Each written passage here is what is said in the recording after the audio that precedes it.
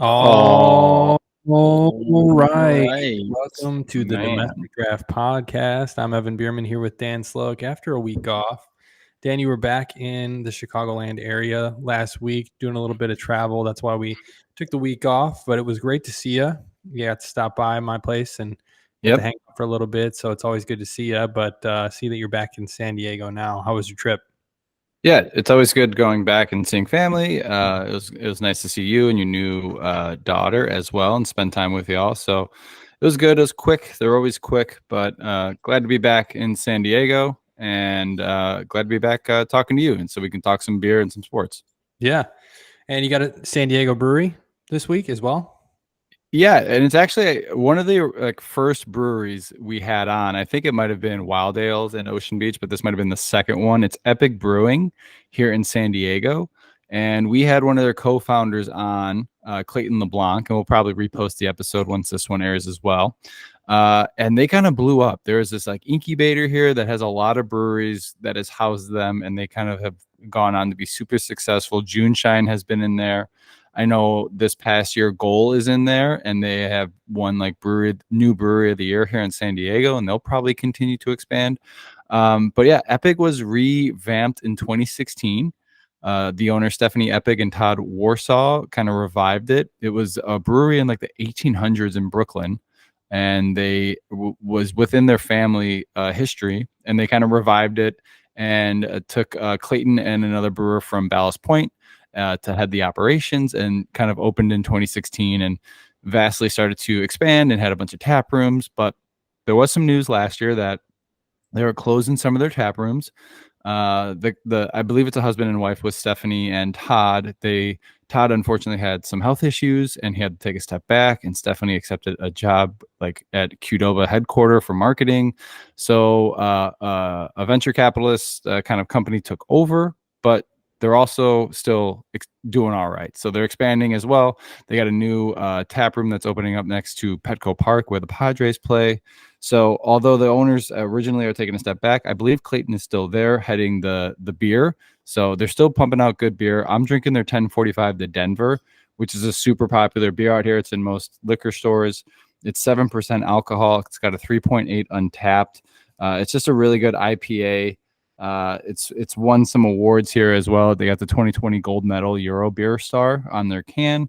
So they've medaled in there. And I know we'll talk about some award-winning beers here coming up in the episode, but it's just a really good beer. And it's good to, feature some, and I think we'll start doing that, and I'll start repeating some breweries here that we've had on the show as well, and kind of reposting those episodes and getting those back in the cycle. So how about you, man? What are you drinking? Yeah, I have a Chicago brewery, and again, yeah, we'll repost Clayton's episode. It was awesome to have him on. I remember that episode vividly. Great guy. So I've got a Chicago brewery here. We're kind of getting back to our roots with the San Diego and the Chicago breweries. This is Spiteful Brewing. Yep. They're based out of Chicago. Their tap room's located right around the corner from Half Acre, so right in the city. So if you're in there checking out Half Acre, check out Spiteful Brewing as well. The beer I have is called Working for the Weekend Double IPA. It's 7.9%. Gets a 3.88 on Untapped. It's pretty hop forward, as you can imagine from a double IPA, but it's kind of crisp and bitter, and it's brewed with classic Mosaic and Citra hops. So, if you know what Mosaic and Citra hops taste like, that's what it tastes like, but it's very crisp, clean beer. I really like this one. I would give it even a better score than that. So if you see Working for the Weekend Double IPA, pick it up. But I'll give you the story of Spiteful Brewing. Okay. It's actually two childhood friends, Brad Schaefer and Jason Klein. They say they met following a spiteful incident during a hockey game on the pond when they were kids, and remained friends and teammates ever since. By late 2009, both were looking for more satisfaction from their current jobs. Brad went out to college in Boulder, Colorado, and that's where he gained his admiration for craft beer, brought that back to Jason, who had attended University of Arizona, and then both began homebrewing themselves. They started in a kitchen on a stove, and then started aggressively homebrewing, they said, making 3 batches a week for about 3 years. Wow. Slowly scaled up their equipment and commitment until, 3 years go by. In November of 2012, they realized their dream of opening a brewery and brewed their first commercial batch, which was GFY Stout under the name Spiteful Brewing. So it's a story. 2 childhood friends, just caught a love for craft brewing along the way. It's kind of a cool story. Yeah. But as you mentioned, you talked about some awards for Epic. Today, I wanted to talk about the World Beer Cup, which was back on April 24th. We've been kind of on and off the last few weeks with the podcast. And so this is one of the biggest beer competitions of the year. I think we got to talk about this and just kind of get into, especially the Chicago area and the San Diego area breweries and beers that did really well at this. Now, if you're not familiar with the World Beer Cup, it is the Brewers Association. They developed the World Beer Cup competition back in 1996 to celebrate the art and science of brewing. They often refer to it as the Olympics of beer competitions, and they refer to itself as the most prestigious beer competition in the world. I don't know. Great American Beer Festival is pretty, high up there as well. I think, probably more well known even than the World Beer Cup, but this is a pretty big deal. These awards, you'll see these, breweries pumping out these beers, trying to get these awards and displaying these awards when they win them. Now, before we talk about which, beers and breweries won, I do want to talk about quickly the minimum standard for the awards and how they denote a gold, silver, or bronze. A gold is a world-class beer that accurately exemplifies the specified style, displaying the proper balance of taste, aroma, and appearance. Silver, an excellent beer that may vary slightly from style parameters while maintaining close adherence to the style and displaying excellent taste, aroma, and appearance. And then bronze, a fine example of the style that may vary slightly from style parameters and or have minor defects in taste, aroma, and or appearance. But again, if you get any of these awards, it's a fantastic beer, whether you get a gold, a silver, or a bronze. And it's subjective. There's judges that are, determining who wins these awards as you'd have at any award competition. So I'll kind of rattle off the Chicago winner here because there's only one. And then I'll let Dan go through the San Diego winners and the breweries because, a lot of familiar names. I think all of these breweries we've had or done on the show, but the Chicago winner was Old Irving Brewing Company. They won a gold for the Beezer in the juicy or hazy IPA category. So we've done Old Irving on the show before. You can pick that up in pretty much any Chicago liquor store. It's a great beer. So definitely check out Beezer. They won the gold for juicy or hazy IPA. Nice. Yeah. And I see 7 awards for San Diego Brewing. I'll just go down the list as I see it, and maybe I'll just talk a little bit about the brewery itself because I've been to most, if not all of these. The first one I see is a silver for North Park Beer Company with their Hop Fu. It's American style IPA. North Park's tap room, it's very nice. It's they do a lot of old traditional style beer. It's very German feeling, a lot of wood in there, and they also have a kitchen that is attached to it as well that does a lot of German food. So you can go there and get like your big Stein, and you can get your bratwurst as well. Real cool place. Kilowatt Brewing, and I was just talking to my brother about Kilowatt Brewing and their Alfonso Mango IPA that I was a big fan of, but they won bronze for their OB Bubble Double, and that is for Ocean Beach, the neighborhood in which they have one of their tap rooms, and that's a Belgian style double. The next brewery is Karl Strauss Brewing Company, which is one of the oldest brewing companies in San Diego. It's one of like I guess you'd call them like the Godfathers, kind of starting it all out. A lot. They got a silver for their Golden Stout. It's a coffee beer. And then North Park appears again with an ice foo. So they have the hop foo, they have an ice foo. They won gold, and it's for a hoppy lager.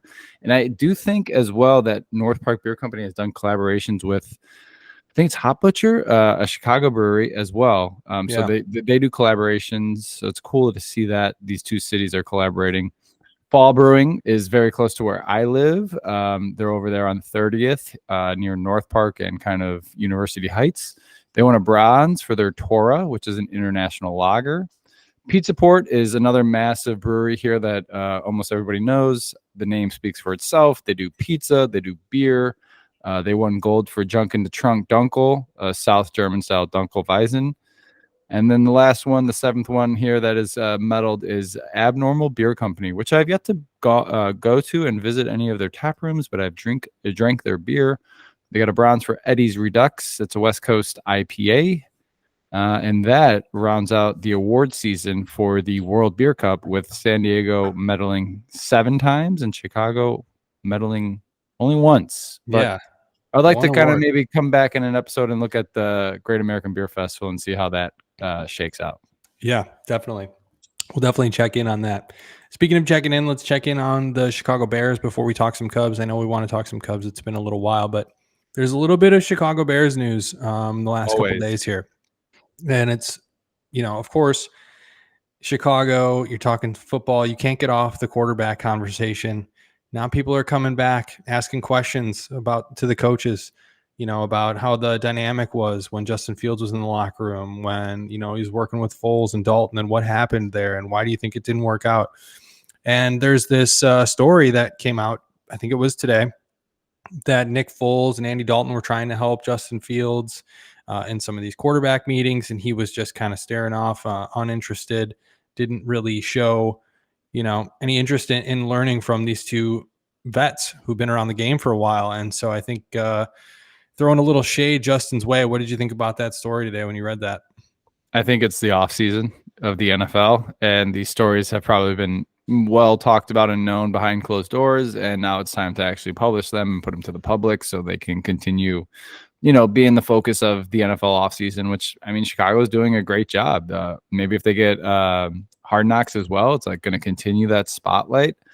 I don't put any stock into it. I mean, that story might have even happened like during a season, or somebody was looking for something to be put into the news cycle at this moment.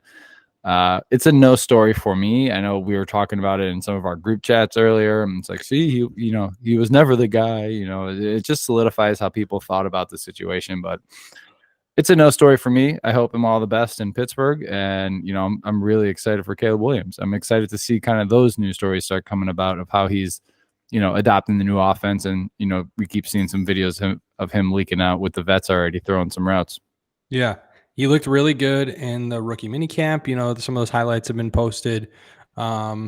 And you can see it in the clips, but I mean, they're throwing with no pads on, whatever. I was going to say, he But looks really good. I'm like, he's pitching and catching, just throwing it out there. Right. But I more so put stock in the fact that some of the vets like DJ Moore and Keenan Allen and stuff are saying that he's got really good timing, and the guy, looks the part already. That's the kind of thing that I care about, because those guys have been through, training camps before and seasons and everything. And they can tell when somebody comes in and knows what they're doing and has the right timing and is seeing the right things already. I put more into that.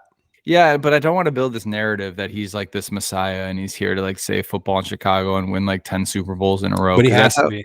Exactly. That's how you feel. That's how some people feel. It's like, this guy's going to be the best quarterback next year, his rookie year. No, he's going to struggle. He's going to have some bad games.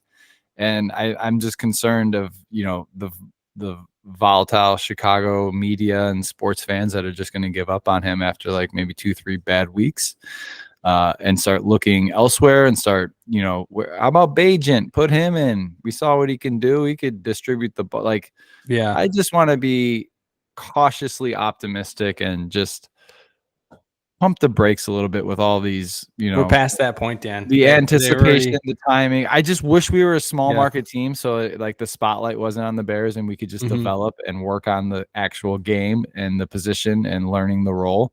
But no, it's totally different. He's got the spotlight on him and he welcomes it and he wants it. Yeah. So we'll see. Yeah.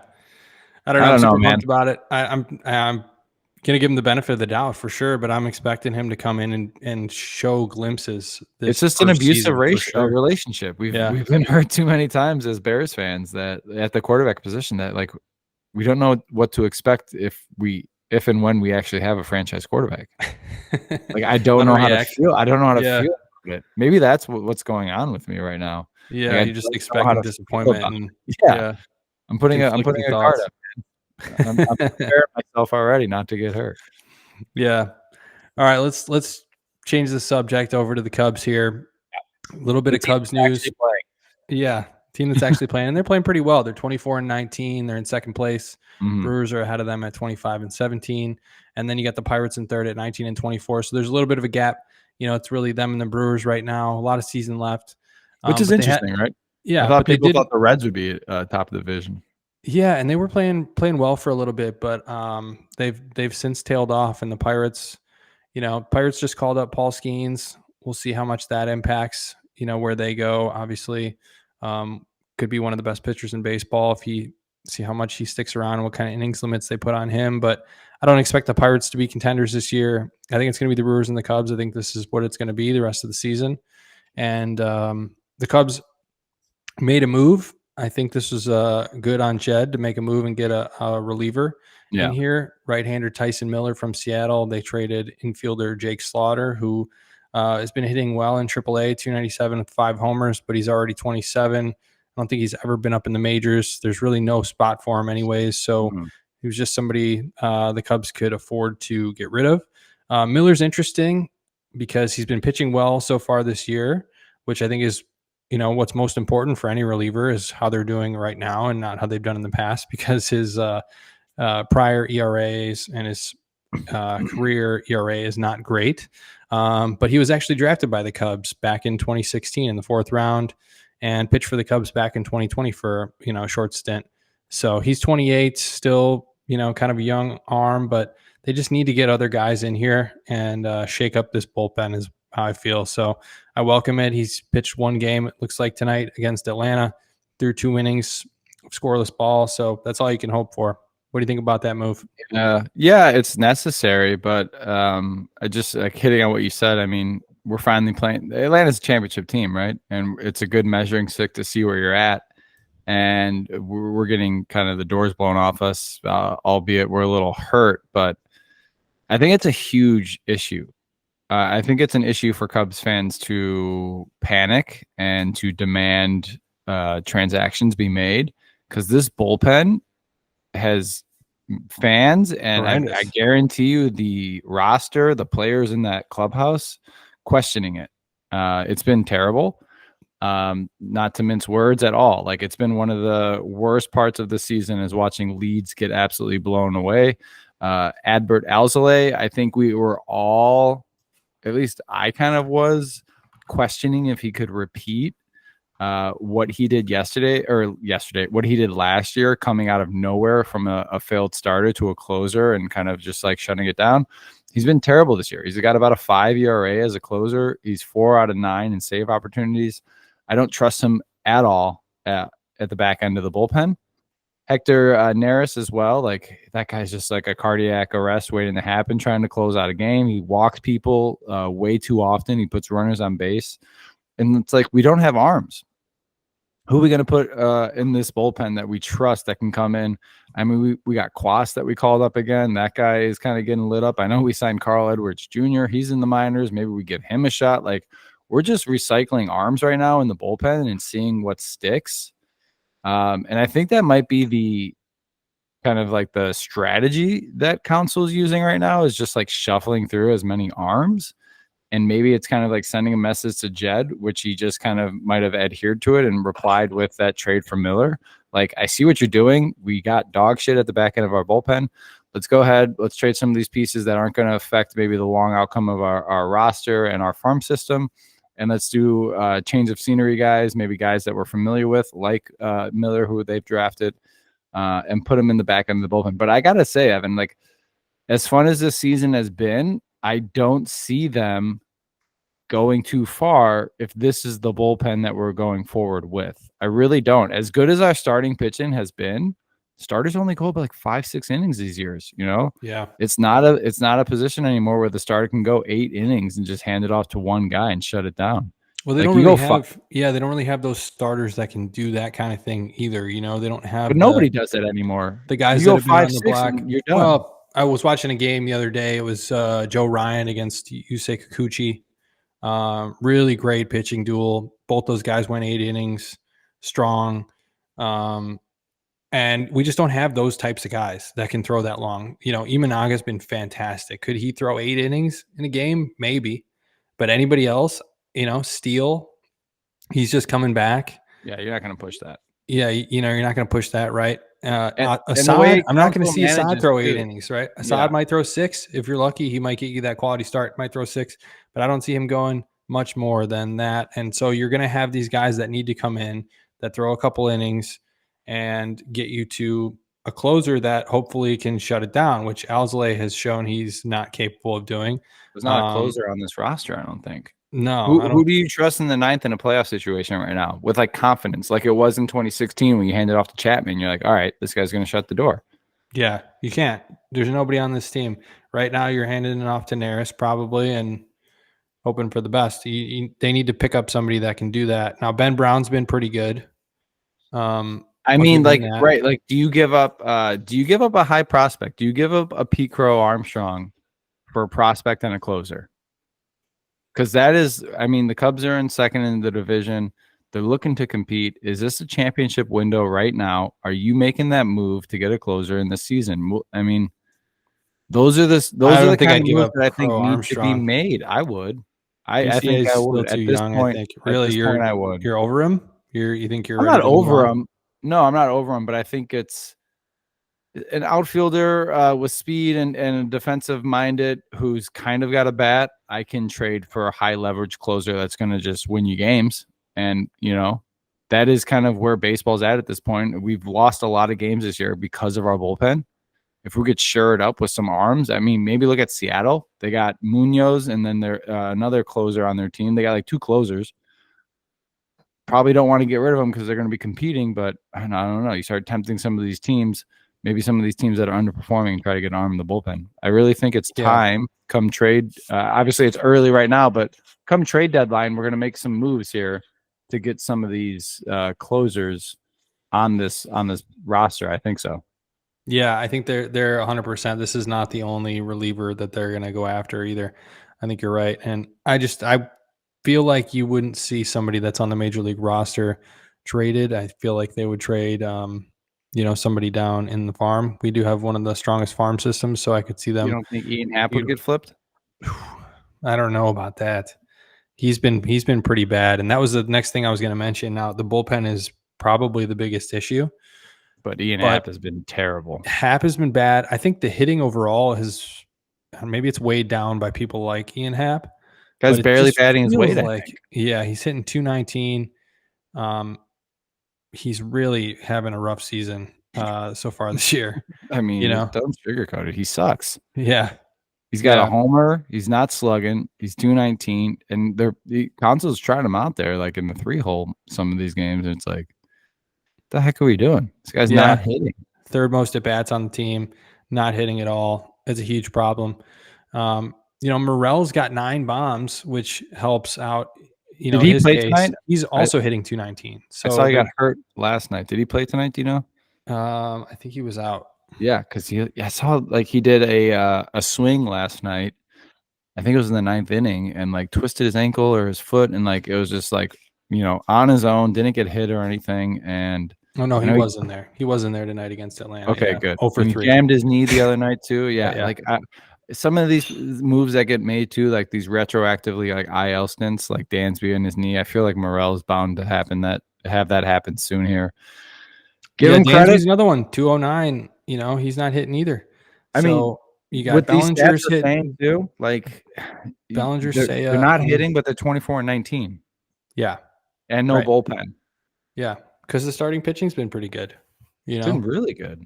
Yeah, with Steele out, and I think you expect him to get back to the level that he can pitch at.